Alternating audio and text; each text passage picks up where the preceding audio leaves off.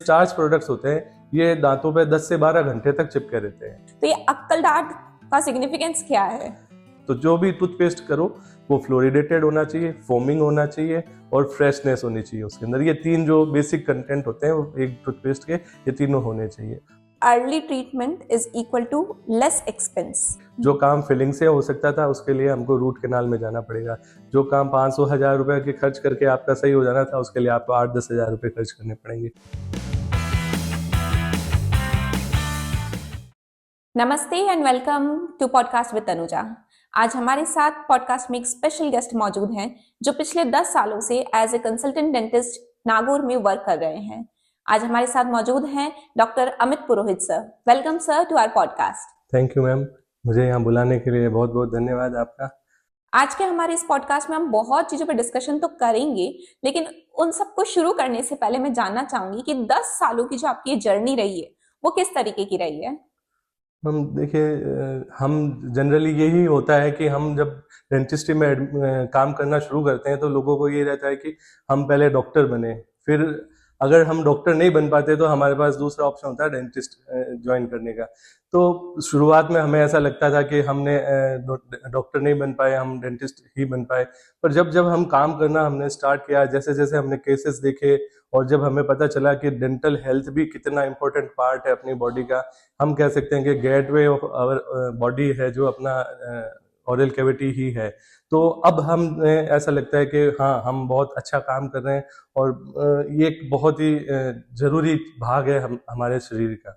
जी sir, आपने यहाँ पे एकदम सही बात बोली है। इंडिया के अंदर कुछ ऐसा है कि किसी किसी स्पेशलिटी को तो लोग बहुतों को अंडर एस्टिमेट और किसी चीज को ओवर एस्टिमेट कर देते हैं। जी जी बिल्कुल। लेकिन जब बात हेल्थ पे आती है तो everything is equal only. Yes ma'am. Okay, अब अपन पॉडकास्ट को स्टार्ट करते हैं, टॉपिक्स बिगिन करते हैं। तो जब भी हम सो के उठते हैं हमारी फर्स्ट जो एक्टिविटी होती है वो यही होती है ब्रशिंग करना। तो हम ब्रशिंग से ही आपसे कुछ ना कुछ जानकारी समझना चाहेंगे। हम ब्रशिंग करने के लिए सबसे बड़ा मिथ यही होता है कि हम मतलब जनरली लोग जब उठते हैं और उठते ही सबसे पहला काम वो ब्रश करने का करते हैं। बट मेरे हिसाब से आइडियली ऐसा नहीं होना चाहिए। मेरा कहना है कि आप जब सुबह उठते हो तब आप ब्रश करने से बेटर है आप अच्छे से मुंह को रिंस करो, अच्छे से स्विच करो, उसको पूरा क्लीन करो, फिर अपना रूटीन करके जब भी आप ब्रेकफास्ट करते हो उसके बाद में ही आपको ब्रश करना चाहिए। उससे क्या होता है कि आपने जब ब्रश कर लिया और आपने ब्रेकफास्ट कर लिया तो किसी चीज को हमने पहले साफ किया और फिर उसको हमने खराब कर दिया और अब उसको हम साफ नहीं कर रहे हैं, है ना। Right. तो हमें क्या करना चाहिए कि सबसे पहले उठते ही अपने मुंह को क्लीन करो ताकि आपका बैक्टीरिया काउंट है वो कम हो जाए मुंह का। उसके बाद में आप जो अपना रूटीन जो भी करके फिर ब्रश करें। उससे आप पूरे टाइम तक जब तक आप लंच नहीं करेंगे तब तक आपका मुंह बैक्टीरिया फ्री रहेगा। Right sir. तो is there any special technique to perform brushing? Ma'am, इसके अंदर सबसे बड़ी प्रॉब्लम क्या होती है कि हमें क्या करना है ये हमें नहीं पता हो, बट हमें क्या नहीं करना ये हमें पता होना चाहिए। तो हमारा ब्रश हाथ में आते ही जनरली लोगों का ये होता है उसको हम एकदम अच्छे से रगड़ के साफ कर दें, बट वो हमेशा एक नेगेटिव पॉइंट रहता है। इसके लिए हमें ब्रश को हमेशा जो दांतों के जो बीच का गैप होता है उसके बीच में से ही हमें ब्रश को निकालना होता है। मतलब उसको हमें रगड़ना नहीं है, उसको हमें मोशन जो ऊपर से नीचे की तरफ करनी है, ना कि हमें side left to right motion करना होता है। तो अगर आप ऊपर से नीचे की तरफ का मोशन करोगे तो उससे आपके दांत ज्यादा क्लियर हो पाएंगे कंपेरेटिवली अगर आप उसको लेफ्ट राइट में उसको घुमाओगे। तो ये सबसे सिंपल तरीका है ब्रशिंग करने का। अच्छा, तो सर हमें दिन में लगभग कितनी बार ब्रशिंग कर लेनी चाहिए? आइडियली 2 बार, सुबह ब्रेकफास्ट के बाद में और रात को सोने से पहले। कई लोग बोलते हैं कि रात को खाना खाने के बाद में हमें ब्रश करना चाहिए, बट जनरली हम 8 बजे डिनर कर लेते हैं, सोते हैं तब तक 10-11 बज जाते हैं, इन बिटवीन हम कुछ ना कुछ ऐसा कुछ खा लेते हैं। तो उसको अवॉइड करने के लिए हमें सबसे आइडियली ये रहता है कि रात को सोने से पहले ब्रश करें, चाहे आप 11 बजे सोते हो या 12 बजे सोते हो, उससे बस 5 मिनट पहले आप ब्रश करें। Okay sir. तो यहाँ पे हम कुछ ऐसा समझ लें कि जो ये डेंटिस्ट्री जो पार्ट है ये एकदम ही डिफरेंट और एकदम हटके पार्ट हो जाता है। जी मैम, बिल्कुल। डेंटिस्ट्री एक ऐसा प्रोफेशन है जिसके अंदर हर जो काम होता है, छोटे से छोटे काम से लेके बड़े से बड़े काम तक, जैसे छोटा सा काम दांत निकालने से लगा के बड़ी से बड़ी सर्जरी तक हमें डेंटिस्ट को ही करना होता है। अगर इसके अंदर हम जो भी जगह काम कर रहे होते हैं डेंटिस्ट, तो ये ऐसी जगह है जहाँ पर हमारे जो मेन जो भी अपने सेंसरी ऑर्गन है, जैसे कि आँख, नाक, कान, गला, ब्रेन, ये सब चीजें हमारे वर्किंग एरिया से सिर्फ 2 सेंटीमीटर की दूरी पे होते हैं। तो और पेशेंट अवेक होता है, जनरल एनेस्थीसिया हम दे नहीं सकते इस प्रोसीजर के लिए। तो एक बहुत ही, एक डॉक्टर के लिए भी बहुत ही सेंसिटिव जगह होती है, पेशेंट के लिए भी आप कह सकते हो थोड़ा सा हॉरिफिक एक्सपीरियंस रहता है डेंटल ट्रीटमेंट के लिए। इसीलिए आपको पता होगा कि डेंटल ट्रीटमेंट से काफी लोग डरते हैं करवाने से, बिल्कुल बीमारी हेजिटेट करते हैं। बिल्कुल, क्योंकि क्या होता है कि उनको ऐसा लगता है कि हमारे के साथ पता नहीं क्या हो, क्योंकि वो हर चीज को फील कर सकते हैं, इवन ड्रिल की आवाज को भी वो फील कर सकते हैं अपने ब्रेन, आईज, नोज, ईयर्स, सब चीजें उनके पास में, स्मेल तक उनको फील होती है। राइट। जब हम ड्रिल करते हैं तो उससे जो पाउडर बनता है वो उसको स्मेल कर सकता है पेशेंट। अच्छा, तो फिर उसके लिए तो एक हॉरिफिक एक्सपीरियंस बोले या फिर बिल्कुल ऐसे। बिल्कुल बिल्कुल, बट ये भी एक पार्ट ऑफ ट्रीटमेंट है, तो करवाना ही पड़ता है। इसको इग्नोर करना और भी ज्यादा मुश्किल हो जाता है, क्योंकि अगर हम इसको इग्नोर करते हैं तो छोटी प्रॉब्लम बड़ी प्रॉब्लम में कन्वर्ट हो जाती है। उसी के कारण लोगों के मन में एक ये भी मिथ है कि डेंटल ट्रीटमेंट एक्सपेंसिव होता है। हाँ। क्योंकि हम उसको इनिशियली, हम प्रॉब्लम को हम एज ए इंडियन मैं कह सकता हूँ कि हम जब तक कोई एकदम एक्सट्रीम कंडीशन नहीं आती तब तक हम डेंटिस्ट के पास नहीं पहुंचते हैं। वही अगर बात है। किसी पेशेंट के सुबह उठते ही अगर गले में से खून आता है, खांसी में खून आता है, ब्लड आता है, तो वो तुरंत डॉक्टर के पास जाएगा कि अरे मेरे गले में से ब्लड आया है। बट अगर किसी के मसूड़े में से खून आ रहा है तो वो कभी भी डॉक्टर के पास नहीं पहुंचेगा, क्योंकि दांत को वो हमेशा सेकेंडरी हम उसको लेते हैं, प्राइमरी कभी हमारा कंसर्न नहीं होता है इस चीज के लिए। और कभी कभार ऐसा भी होता है ना कि किसी के दांत में अगर दर्द हो रहा है, थोड़ी सी सूजन बन गई, तो घर वाले ऐसे एडवाइस कर देते हैं, भाई कुछ नहीं है, एक लौंग दबा ले, दर्द ठीक हो जाएगा। वो बिल्कुल चीज। बिल्कुल, एक्चुअली लॉन्ग का पेन में अपने अच्छा रिजल्ट मिलता है। मैं यह नहीं डिनाई करूंगा कि लॉन्ग डालने से कुछ भी फायदा नहीं होता, बट वो टेम्पररी रिलीफ है। आपको रात को दर्द हुआ, आपने लौंग दबा लिया, उससे आपको रिलीफ मिल गया तो ओके, बट आप ये प्रैक्टिस में नहीं कर सकते, क्योंकि उसी कैविटी में आप फिर कुछ ना कुछ फॉरेन बॉडी डाल रहे हो, वो और सड़न करेगी एक टाइम के बाद में। तो अगर आपके दांत में खाना फंसता है तो आपको तुरंत डॉक्टर से कंसल्ट करना चाहिए, डेंटिस्ट से कंसल्ट करना चाहिए। जी, ये तो हुई एडल्ट्स में। और अभी का जो टाइम है, बहुत चीजें बदल गई है, खान पान बदल गया है, लाइफस्टाइल बदल, एवरीथिंग इज चेंज्ड ओनली। बच्चों में भी बहुत सारी डेंटिस्ट रिलेटेड जो प्रॉब्लम्स है वो होने लग गई है। तो उनमें कौन सी ऐसी प्रॉब्लम्स है जो कि बहुत ज्यादा कॉमन है? देखिए, बच्चों में आजकल के बच्चों में, और मैं एक, मेरे पास एक कॉमन क्वेश्चन रहता है, मेरे पास जो भी बच्चे आते हैं उनके पेरेंट्स का, कि हमारे बच्चे को इतनी कैविटीज क्यों होती है, हमारे टाइम में तो कैविटीज होती नहीं थी। राइट। हाँ, क्योंकि उनको ऐसा, उसका सबसे बड़ा रीजन है कि जब हम लोग जब छोटे थे या उनके पेरेंट्स जब अपने बचपन में थे, तो उनको खाने के लिए कुछ भी प्रोसेस्ड फूड ज्यादा नहीं मिलता था। वो खाना खाते थे, रोटी सब्जी या जो भी उनको मिल जाता था। ना तो इतना स्वीट उनको अवेलेबल था, ना ही ये कुरकुरे, अंकल चिप्स, ये जैसी चीजें अवेलेबल थी। ये अब जो हम प्रोसेस्ड फूड खा रहे हैं, जिसको हम जनरली स्टार्च से बना होता है, जो स्टार्च जो चिप्स होते हैं, ये स्टिकी होता है। अगर आप एक बार चॉकलेट खाते हो तो वो वाटर सोल्यूबल होती है। तो वाटर सोल्यूबल चीज क्या होती है, जैसे जैसे हम बोलते हैं, घूमते हैं, या बच्चे जैसे कुछ भी पानी पीते हैं या बात करते हैं, तो वो पानी अपने सलाइवा के साथ में डिजोल्व होके निकल जाएगा। वो आधे घंटे तक दांत को खराब कर देगा, 1 घंटे तक दांत को खराब कर देगा, चिपका हुआ रहेगा तब तक। बट जो ये स्टार्च प्रोडक्ट्स होते हैं, ये दांतों पे 10 से 12 घंटे तक चिपके रहते हैं, और बच्चे उस चीज को समझ ही नहीं पाते कि वो मेरे दांतों में कुछ फंसा हुआ है। और बैक्टीरियाज के लिए वो एक कंटिन्यूअस सोर्स ऑफ फूड हो जाता है, उसमें उनको कंटिन्यू खाना मिलता रहता है, क्योंकि वो वहां पर फंसा रहता है। तो अब बच्चे ने खाना, कुरकुरा तो सुबह एक बार खाया, बट उसने 12 घंटे तक उसके दांत को खराब किया। तो अब हम भी, पेरेंट्स भी, कई लोग ये सोचते हैं कि चलो कोई बात नहीं, मेरा बच्चा कुछ नहीं खा रहा है, कुरकुरे खा के उसके पेट में कुछ जा रहा है। अधिकतर तो मम्मी को तो यही रहता है कि कुछ नहीं से कुछ ही सही, जो है हाँ, खा कुछ तो ले। जा रहा है इनके पेट में, हाँ। बट वो आपके पेट को तो पता नहीं फायदा कर रहा नहीं कर रहा। दांतों के लिए वो एक तरह का पॉइजन है। अच्छा।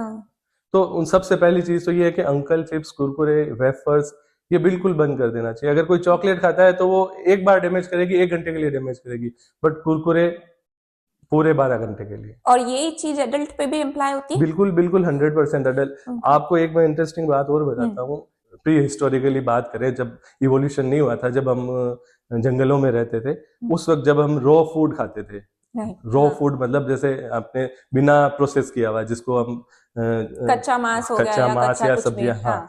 तो उस वक्त के जो हमें जो प्री हिस्टोरिक जो ह्यूमन से उनके जो स्कल्स मिलते हैं, उनके डेंटल में कोई भी प्रॉब्लम नहीं होती, उनको कैविटीज नहीं होती थी, क्योंकि वो प्रोसेस्ड फूड नहीं खाते थे। बहुत रेयर चांस में ऐसा होता था कि कैविटीज, कोई हार्ड चीज खाने से कुछ दांत टूट गया तो वो एक अलग चीज है, बाकी कैविटीज उनको नहीं होती थी। इवन अगर हम देखते हैं अपने ये जो अपने घरों में जो गलियों में जो जानवर आते हैं, गाय या और कोई दूसरे, उनको भी अगर वो जंगल में अगर वो रहते हैं तो उनको कैविटीज नहीं होती। क्यों? कभी आपने कभी नहीं देखा कि शेर के दांत में कभी कैविटी हो गई? क्योंकि वो प्रोसेस्ड फूड नहीं खाते। हम प्रोसेस्ड फूड खाते हैं, इसीलिए वो बैक्टीरियाज के लिए बहुत इजीली, हमारे लिए भी डाइजेस्ट करना इजी होता है, बैक्टीरिया के लिए भी उसको डाइजेस्ट करना इजी होता है, और इसीलिए बैक्टीरिया की ग्रोथ होती है वो बहुत ज्यादा बढ़ जाती है।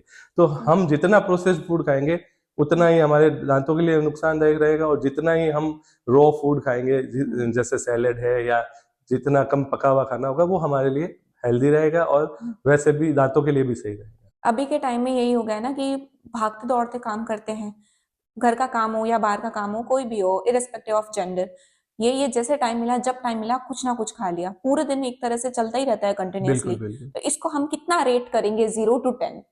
देखिए ये 10 पे ही मैं तो इसको रेट करूंगा, क्योंकि अगर आप बार बार खा रहे हो, मतलब हम खुद खा रहे हैं, साथ में हमारे बैक्टीरिया जो मुंह में है उनको भी वो खाना भी खा खिला रहे रहे हैं। हैं। तो हम जितना खाएंगे हमारी हेल्थ जितनी बढ़ेगी उतनी उनकी हेल्थ बढ़ेगी। तो आपको सबसे ज्यादा बेटर यही होता है, आप डिवाइडेड डोज में आप खाना मतलब खाना लो, और मतलब फ्रीक्वेंसी उसकी कम रखो। हो सकता है कि दूसरे डॉक्टर बोलें कि मतलब आप जितना थोड़ा थोड़ा खाओगे आपके लिए हेल्दी रहेगा, बट वो एज ए डेंटिस्ट मैं उसको सजेस्ट नहीं करूंगा, क्योंकि आप जितनी लिमिटेड मील्स लोगे उतना लिमिटेड टाइम आपके दांतों को डैमेज होगा। ओके सर, कुछ ब्रांड्स ऐसी है भी, या बहुत सारी ऐसी ब्रांड्स है सोशल मीडिया पे जो प्रमोट करती है कि आपके टूथपेस्ट में नमक है या नहीं है, या दांतों में अगर झंझनाहट होती है तो ये चीज आप यूज लीजिए, जो कि केमिकल काफी उनमें जो है अमाउंट रहता है। तो ये कहाँ तक सही है? ये देखिए, अगर आपके दांतों में झंझनाहट है तो आपको डेंटिस्ट की ही जरूरत है। आप किसी भी तरह का आप पेस्ट करोगे तो वो झंझनाहट है जो बिल्कुल भी मतलब आपको उससे फायदा नहीं होगा उस पेस्ट से, क्योंकि दांतों में झंझनाहट होने का मेन रीजन होता है कैविटीज। अगर आपके मुंह में कैविटीज है तो आप किसी भी पेस्ट से आप उस झंझनाहट को दूर कर लीजिए, वो कैविटी बढ़ती रहेगी। जो काम फिलिंग से हो सकता था उसके लिए हमको रूट कैनाल में जाना पड़ेगा। जो काम 500,000 रुपए के खर्च करके आपका सही हो जाना था उसके लिए आपको 8-10 हजार रुपए खर्च करने पड़ेंगे। तो दांतों में अगर झंझनाहट है तो आपको तुरंत डॉक्टर से सलाह करनी चाहिए। और अगर आपके टूथपेस्ट में नमक है तो अगर आपको नमक के लिए पेस्ट करना है तो उससे बेटर है, इसके लिए भी एक मिसकंसेप्शन है कि कई पेशेंट हमको आके बोलते हैं कि हम जो ये वाला पेस्ट नहीं करते या वो वाला पेस्ट नहीं करते क्योंकि उसके अंदर फ्लोराइड लिखा होता है। हर टूथपेस्ट पे आप देखोगे मेंशन होगा कि भाई फ्लोराइड इसके अंदर क्या कंटेंट है। तो पेशेंट हमको आके बोलते हैं कि सर हमारे तो नागौर में ऐसे ही फ्लोराइड का बहुत ज्यादा पानी ज्यादा है, कंटेंट ज्यादा है, तो हम ये फ्लोराइड वाला पेस्ट क्यों करें। तो वो उसको बंद कर देते हैं, उसकी जगह वो कुछ जो देसी दंत मंजन होते हैं जैसे काला, लाल या जो भी, ठीक है, वो करते हैं। तो एक्चुअली मैं ये बताना चाह रहा था कि दांतों के लिए फ्लोराइड एक तरीके से आप समझ लो कि अमृत है।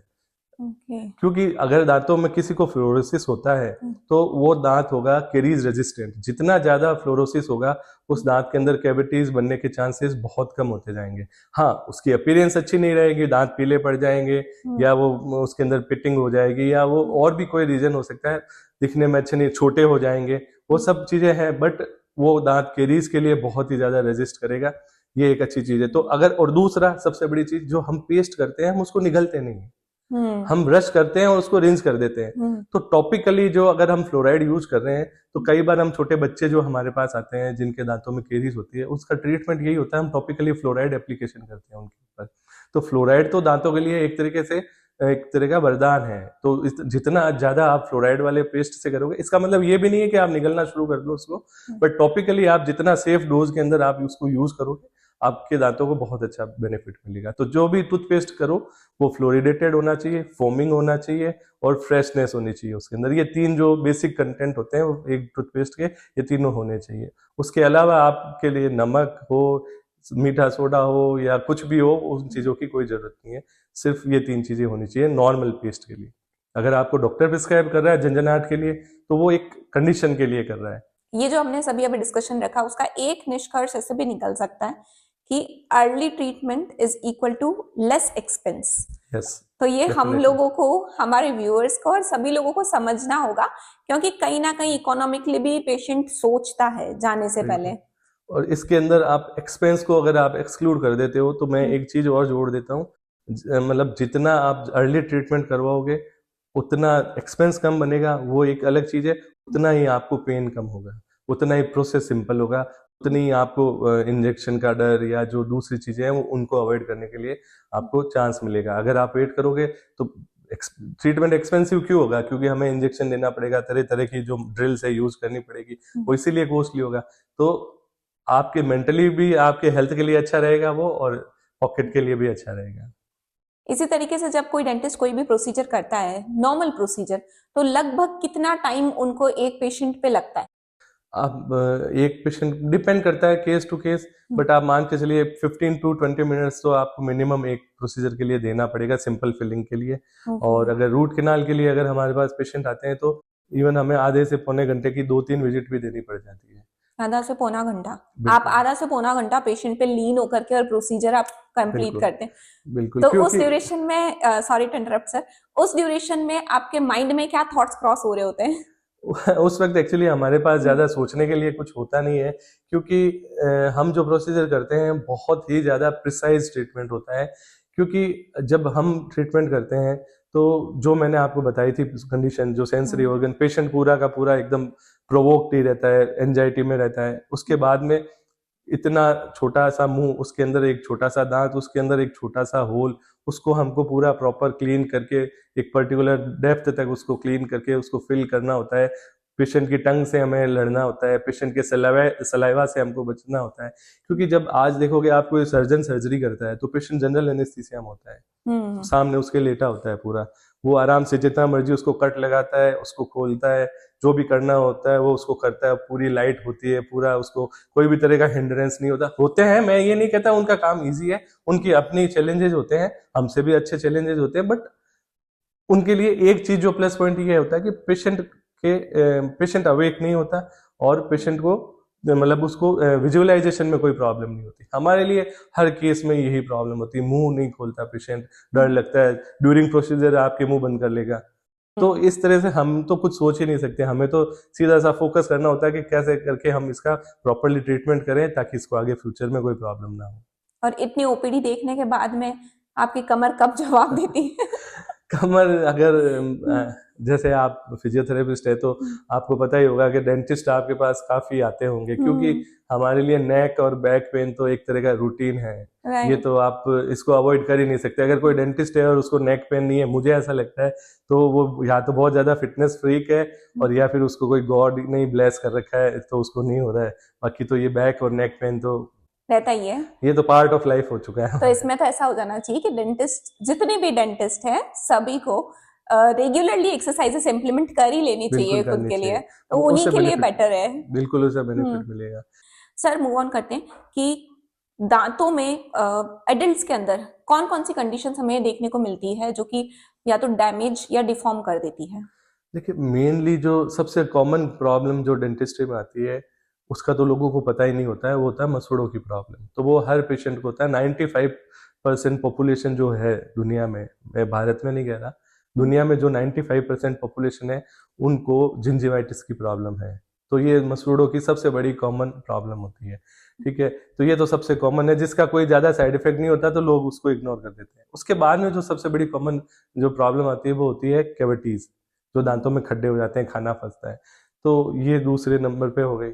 तीसरे नंबर पे हो जाता है वो जब दांतों के अंदर साफ सफाई प्रॉपर नहीं रख पाते हैं तो उनको फायरिया नाम की एक बीमारी हो जाती है, जिनके अंदर उनके मुंह में से बहुत ज्यादा दुर्गंध आती है, बदबू आती है।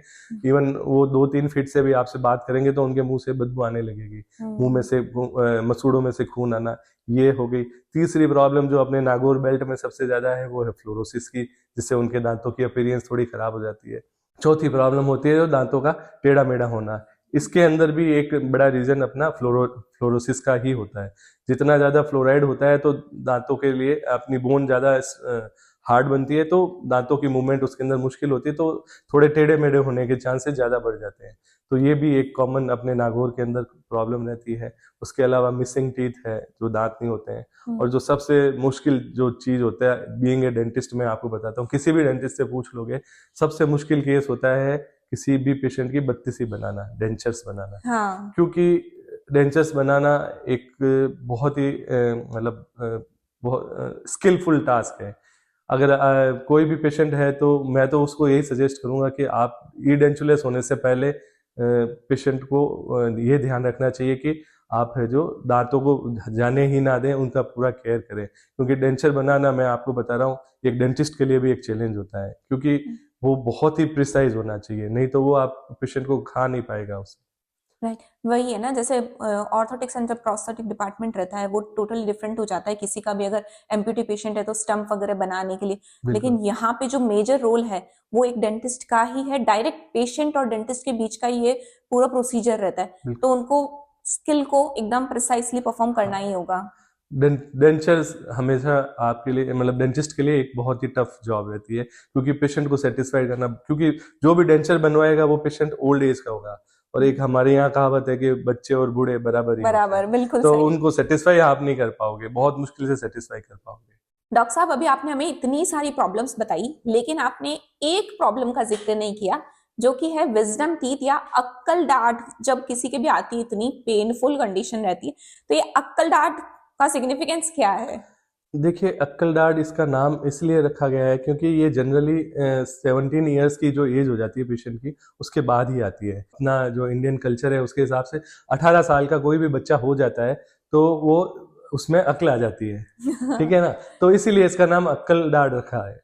और अच्छा। इसके आने की एज जनरली 17 ईयर्स के बाद में होती है, और ये हमेशा प्रॉब्लम क्रिएट करती है लोगों को, क्योंकि आजकल जो हमने जॉज होते हैं, जो हमारे जो ग्रोथ होती है बॉडी की, वो लिमिटेड हो गई है, तो हमारा जॉ पूरा एक्सपांड नहीं कर पाता है, तो अक्कल दाढ़ आने के लिए जगह नहीं बचती। जो भी दांत आते हैं वो उसको दांत आने के लिए जगह नहीं मिलती, तो वो या तो टेढ़ी आएगी या उल्टी आएगी या फंसी भी आएगी, और वो जब निकलने के लिए फोर्स लगाएगी तो पेशेंट को पेन फील होगा, उसके चेहरे पे स्वेलिंग भी आ जाएगी, उसके अंदर इन्फेक्शन भी हो जाएगा, उसको निकलने में भी प्रॉब्लम होगी। तो ये भी एक काफी कॉमन कंडीशन है, बट इसका सॉल्यूशन आप किसी पेशेंट के पास नहीं है। इसका प्रॉपर सॉल्यूशन दांत को निकालना होगा, या फिर अपने उसको निकलने के लिए रास्ता बनाना। इसके अलावा इसका कोई भी ट्रीटमेंट नहीं हो सकता। अच्छा, यानी अक्कल दाढ़ आई है तो आप सीधे हाँ डेंटिस्ट के क्लिनिक की तरफ रुख करिए। हाँ, नहीं तो इसके अंदर एक बहुत सिंपल सा एक मैं तरीका बता सकता हूँ, उससे पेशेंट को काफी रिलीफ मिलेगा। जनरली अक्कल दाढ़ जब आती है तो अगर उसको स्पेस भी होता है तो भी वो दर्द करेगी, इवन छोटे बच्चों को भी दांत आते हैं तो उनको दर्द होता है, तो अक्कल दाढ़ आएगी तो भी दर्द होगा। तो उसको आप कम करने के लिए मैं आपको सिंपल सा एक फॉर्मूला बताता हूँ। आप वार्म वाटर करें, गर्म पानी करें, उसके अंदर थोड़ा सा नमक डालें, थोड़ा सा बेकिंग सोडा डालें, और उस पानी से उस अक्कल दाढ़ वाली साइड में होल्ड करके रखें। उससे क्या होगा कि गर्म पानी से वो इन्फ्लेमेशन कम होगा, क्योंकि अक्कल दाढ़ जनरली क्रॉनिक कंडीशन होती है, तो गर्म पानी से वो आपका दर्द कम होगा, इन्फ्लेमेशन कम होगा। मीठा सोडा जो होगा तो वो जो बैक्टीरिया एसिड बना रहा है उसको न्यूट्रलाइज कर देगा, तो पेशेंट को काफी रिलीफ मिलेगा। नमक का रोल सिर्फ टेस्ट के लिए है, ताकि पेशेंट को वॉमिट ना हो। तो ये अगर रेगुलर पेशेंट दिन में 4 से 5 बार करेगा तो उसको काफी बेनिफिट मिलेगा। तो ये एक छोटा सा हैक है जो आप कर सकते हो घर पे। अच्छा डॉक्टर साहब, यहीं पे एक चीज और है। जो दांत हैं उन पे हमने बात करी थी, डिस्कशन किया ही था कि अलग अलग टूथपेस्ट वगैरह आते हैं, तो कुछ ऐसे टूथपेस्ट भी है, या एक थ्योरी नई अभी बहुत ज्यादा सर्कुलेट कर रही है, वो है the purple theory. Purple colour के टूथपेस्ट का आना, वो बोलते हैं कि अगर किसी के दांत हैं जो कि बहुत ज्यादा पीले हैं, वो इसका पर्पल का यूज करेंगे तो वो कलर टोन के हिसाब से न्यूट्रलाइज करके जो दांत है वो व्हाइट कर देगा। तो क्या ये सच है या ये एक मिथ है? ये एक बहुत ही बड़ा मिथ है। एडवर्टाइजमेंट करके जो गिमिक्स जो बना रखे हैं लोगों ने, तो वो उसी का एक पार्ट है। इसके अंदर ये बहुत ही ज्यादा एसिडिक मटेरियल्स देते हैं जिनको हम दांतों पे लगाते हैं, तो उससे एक बार के तो आपके दांतों का कलर नो डाउट वाइट हो जाएगा, बट वो एसिड से आपके जो दांतों का एनेमल है वो बुरी तरह से डैमेज हो जाएगा, और आपके रिपीटेड यूज हो सकता है एनेमल को पूरी तरह से डिस्ट्रॉय कर दे, और आपको दांतों में सीवियर सेंसिटिविटी होनी स्टार्ट हो जाए।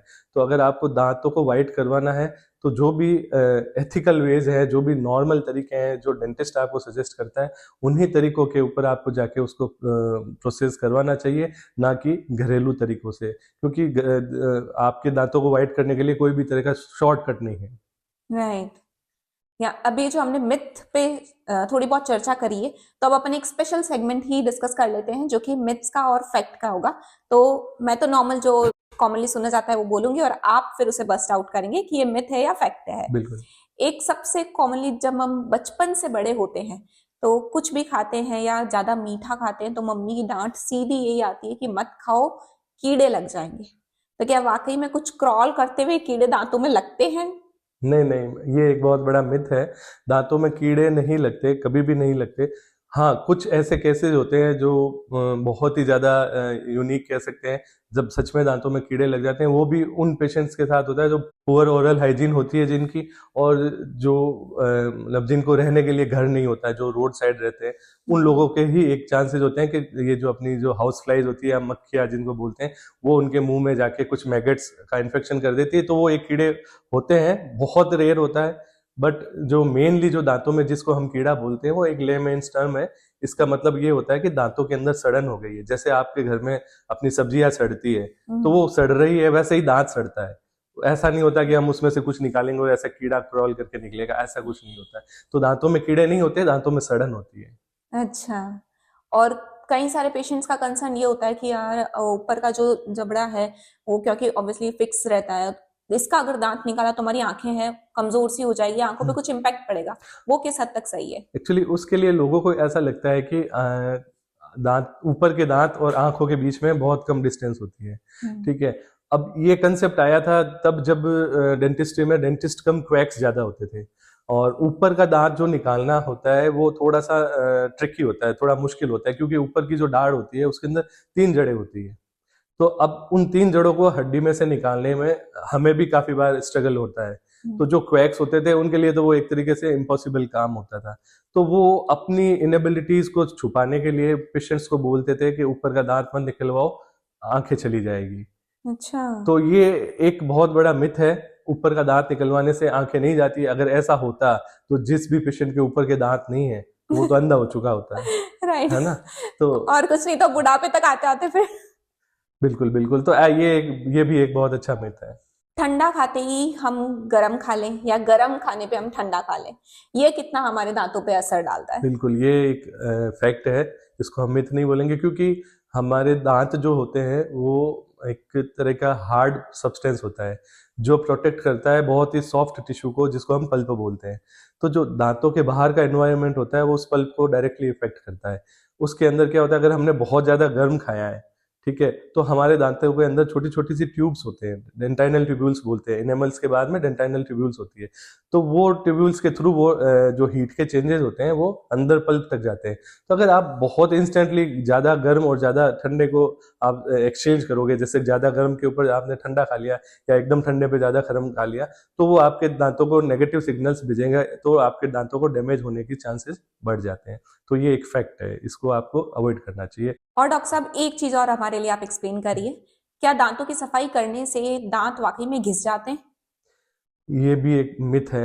एक्चुअली हम जब दांतों की सफाई करते हैं तो हमारा जो सलाइवा होता है, सबसे पहले मैं आपको बताता हूँ दांतों की सफाई क्यों करनी पड़ती है। क्योंकि हमारे दांतों में जो सलाइवा होता है, जो थूक बनता है, वो आपके मुंह में धीरे धीरे दांतों पर डिपॉजिट होता रहता है, और जो बैक्टीरिया जो मुंह में होते हैं वो उसमें से कैल्शियम को एब्जॉर्ब करके अपने चारों तरफ एक प्रोटेक्शन की लेयर बना लेते हैं। जैसे हम घर बना के रहते हैं, वैसे वो बैक्टीरिया उस एक कैल्शियम से पत्थर का एक घर बना लेता है, जिसको हम कैलकुलस बोलते हैं। जैसे आपने सुना होगा किडनी में स्टोन हो गया, तो वैसे ये दांतों में पथरी बन जाती है, वो होती है, उसको हमको सफाई करके निकालना पड़ता है, क्योंकि वो मसूड़ों को डैमेज करती है। तो अगर हम उसको साफ करेंगे तो हम दांत को नहीं घिसेंगे। हमारा जो मशीन होती है उसके अंदर अल्ट्रासोनिक वाइब्रेशंस होते हैं, उस वाइब्रेशन से वो जो कैलकुलस होता है वो ब्रेक हो जाता है। हम दांतों को बिल्कुल भी टच नहीं करते, टच करते हैं बट उससे डैमेज नहीं होता। वाइब्रेशन से कभी भी दांत खराब नहीं होंगे। हाँ, पेशेंट को ऐसा लगता है उसके दांत घिस गए, क्योंकि उसका रीजन ये होता है कि जब वो बैक्टीरिया दांतों के ऊपर चिपके रहते हैं तो वो एसिड बनाते हैं, जो मैं आपको काफी बार बता चुका हूँ कि बैक्टीरिया एसिड बना के दांतों को डैमेज करते हैं। तो उस एसिड की वजह से जो दांत होते हैं वो रफ हो चुके होते हैं। तो जब जैसे ही हम वो गंदगी हटाते हैं तो पेशेंट को वो रफनेस फील होती है, तो पेशेंट हमको बोलता है कि हमने दांत घिस दिए हैं। इसके साथ में एक और लोगों का मिथ होता है कि हमने एक बार साफ करवा लिए दांत तो कुछ टाइम में हमारे वापस गंदगी जम जाएगी। तो अब आप इसको मिथ भी बोल सकते हैं, आप इसको एक नेचुरल चीज भी बोलते हैं। जैसे आप व्हाइट कोई भी कपड़े पहनते हैं, तो अब ऐसा तो है नहीं कि आपने उनको एक बार धो लिया तो अब आपके वो हमेशा व्हाइट रहेंगे। राइट। ठीक है। तो अगर आपने दांतों की सफाई करी है तो आपको उनको वापस अगर वो आप यूज करोगे तो उनके ऊपर वापस गंदगी जमा ही होगी, तो उसको आपको निकलवाना पड़ेगा। अगर आप चाहते हो कि आपके व्हाइट कपड़े खराब नहीं हो तो आप गंदी जगह में ना बैठे, मिट्टी में ना घूमे, तो आपके वो गंदे कपड़े, वाइट कपड़े हो सकता है काफी लंबे टाइम तक चले। वही कंडीशन दांतों में, आप अच्छे से ब्रश करें, अच्छे से फ्लॉस करें, तो आपके दांतों में सफाई की बार बार जरूरत ही नहीं पड़ेगी। तो ये भी एक तरह का एक मिसकंसेप्शन है लोगों में कि दांतों की सफाई करने से दांत कमजोर होते हैं या दांत है जो घिसते हैं। ऐसा कुछ भी नहीं होता।